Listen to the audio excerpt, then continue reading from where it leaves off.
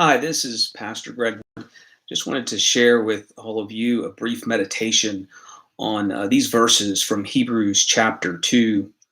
Since therefore the children share in flesh and blood, he himself likewise partook of the same things, that though through death he might destroy the one who has the power of death, that is, the devil, and deliver all those who through fear of death were subject to lifelong slavery. In times of sorrow and suffering, one of the most comforting things for the Christian is the fact that God has not left us alone in this world, but has entered into our world, entered into our lives, and taken on our sufferings.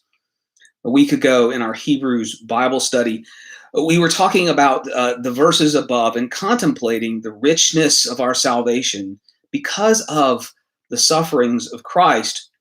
So I shared with them a quote that I am going to share with you shortly.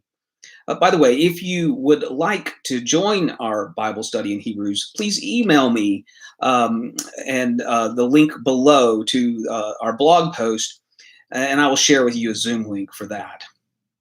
This quote comes from Nicholas Wolterstorff. Wolterstorff is a professor of philosophy and theology at the University of Virginia.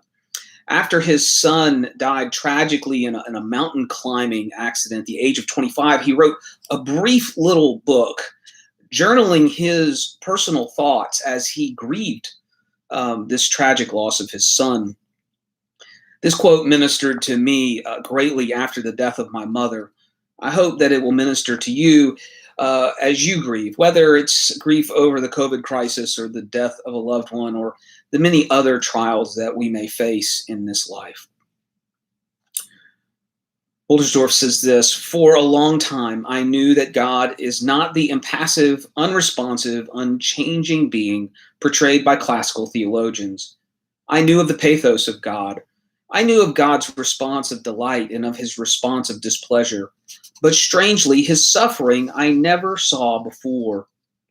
God is not only the God of the sufferers, but the God who suffers. The pain and fallenness of humanity have entered into his heart. Through the prism of my tears, I have seen a suffering God. It is said of God that no one can behold his face and live. I always thought this meant that no one could see his splendor and live. A friend said, perhaps it meant that no one could see his sorrow and live. Or perhaps his sorrow is splendor. In great mystery, to redeem our brokenness and lovelessness, the God who suffers with us did not strike some mighty blow of power, but sent his beloved Son to suffer like us, through his suffering to redeem us from suffering and evil. Instead of explaining our suffering, God shares it. But I never saw it. Though I confessed that the man of sorrows was God himself, I never saw the God of sorrows.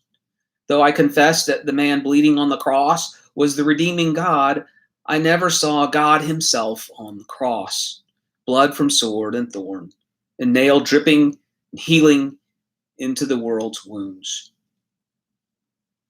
If you would like to read this quote, or if you're interested in purchasing the book, please click on the link below and go to the blog post that accompanies this video.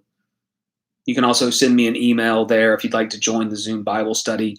Finally, if you are new to our YouTube channel, I hope that you will click subscribe and click the bell so that you can join us on Sunday morning for our live stream worship service. Thank you. I'll see you later.